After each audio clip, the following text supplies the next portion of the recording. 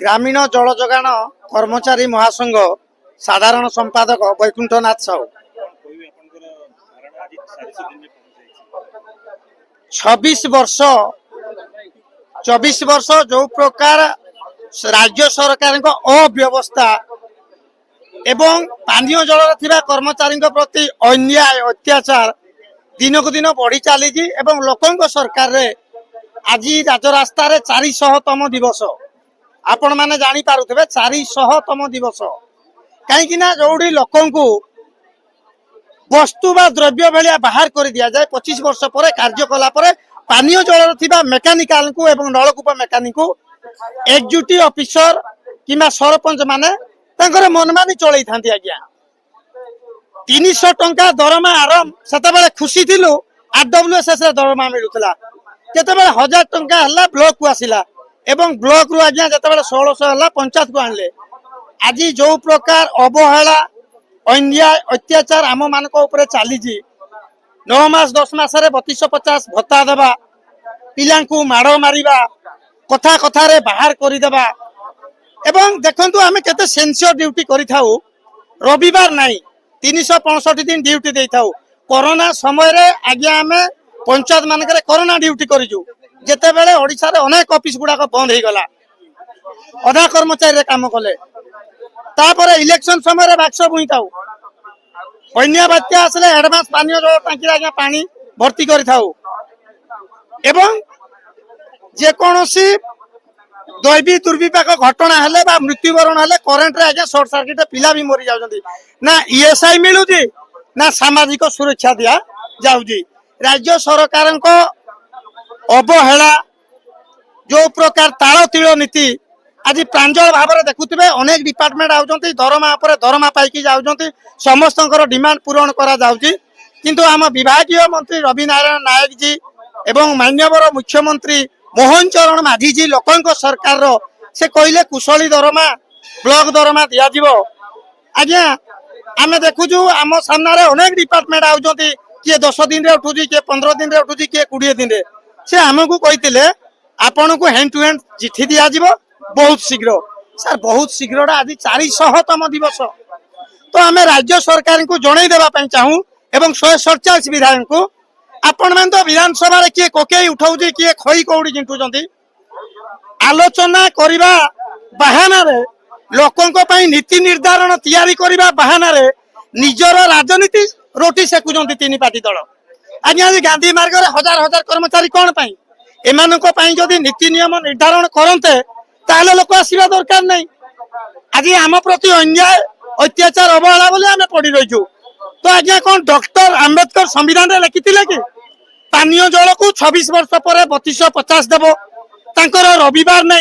को डिपार्टमेंट अछि रविवार रे काम करूनी समस्तଙ୍କର छुट्टी अछि आज्ञा केवल पानीय जल रे नै एइडा जो सरकार को राज्य सरकार को ताल तिल नीति एवं मनमानी लोकंक सरकार रे मान्यवर आईन मंत्री पृथ्वीराज हरिचंदन कहती स्वच्छता आना होउची पानीय जल रे केबे स्वच्छता आनिबे कहि पारिबे कि लोकंक सरकार मान्यवर आमर रवि नारायण नायक जी पंचायत राज मंत्री आईन मंत्री पृथ्वीराज हरिचंदन एवं 147 विधायक को आमे हाथ जोड़ी अनुरोध करूजु आज्ञा आमे कोन मनीष नुह आमे 26 वर्ष सेवा देबा कोन भूल हे गला कोन पई आज्ञा गरीब माइपी सभी को साली प्रमाण हे गला आज्ञा 3250 भत्ता दे 26 वर्ष कार्य करबा इंग्रेज माने भलो थिले पिठी रे मारुथिले एठी तांको सरपंच एक्जिक्यूटिव माने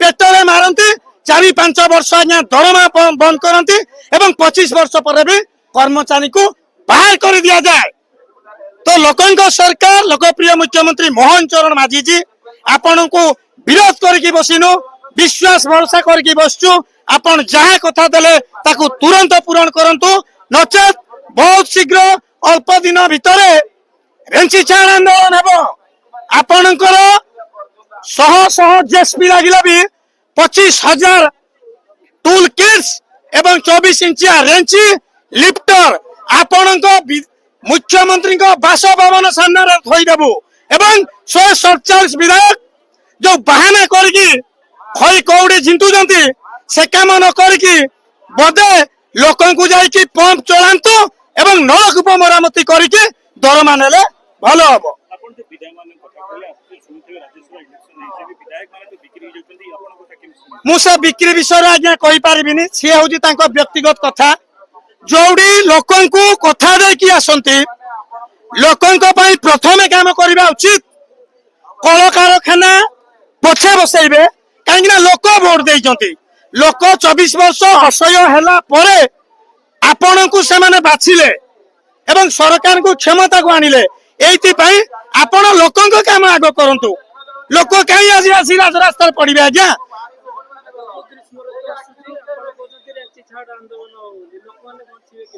ଆମେ ଲୋକଙ୍କୁ ହଇରାଣ କରିବା ପାଇଁ ଆଜି ବି ଚାହୁଁନୁ, କାହିଁକି ନା ସରକାର ଆମ ପେଟ ପାଟଣାରେ ଗୋଇଠା ମାରୁଛନ୍ତି।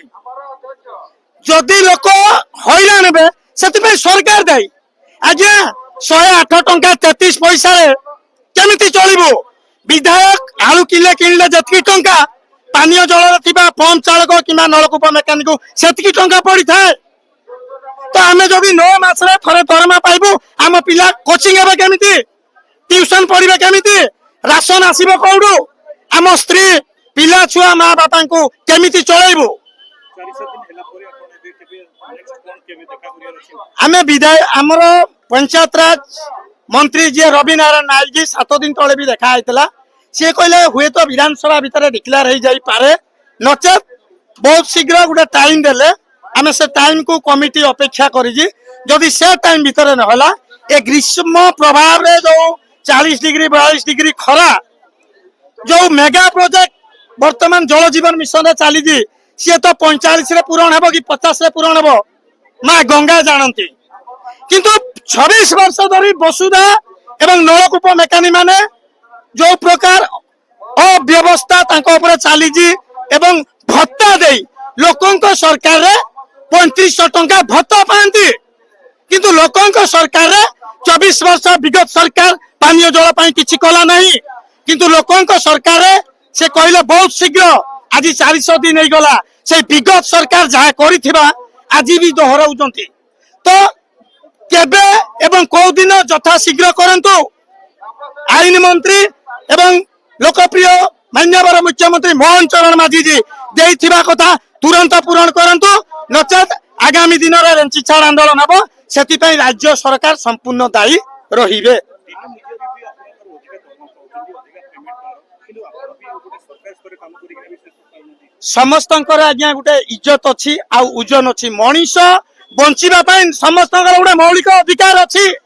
ଆମ ମାନଙ୍କର ମୌଳିକ ଅଧିକାର ବିଗତ ସରକାର ଯିଏ ଦେଶର ସର୍ବଶ୍ରେଷ୍ଠ ମୁଖ୍ୟମନ୍ତ୍ରୀ କହୁଥିଲେ ନବୀନ ପଟ୍ଟନାୟକ, ସିଏ ହିଁ ଦାୟୀ। 25,000 କର୍ମଚାରୀଙ୍କୁ ବରବାଦ କରିଦେଲା, 50 ବର୍ଷ ତଳକୁ ପେଲିଦେଲା। ଆମ ସାମ୍ନାରେ 20-25ଟା ଡିପାର୍ଟମେଣ୍ଟ ତିଆରି କଲା, ସବୁ ଡିପାର୍ଟମେଣ୍ଟ ଆଜି ଆଜ୍ଞା ଦରମା ଆଜି ରେଗୁଲାର ହେବାକୁ ଯାଉଥିବା ବେଳେ ଆମକୁ ଭତ୍ତା ଦେଇ ରଖିଲା। ଏଇଥିପାଇଁ ତ ତାଙ୍କ ପଦ ଚାଲିଗଲା, ସତ୍ତା ଚାଲିଗଲା। ଦିନକୁ ଦିନ ତାଙ୍କର ଆଜ୍ଞା ଦୁର୍ବଳ ହେବାରେ ଲାଗିଛି।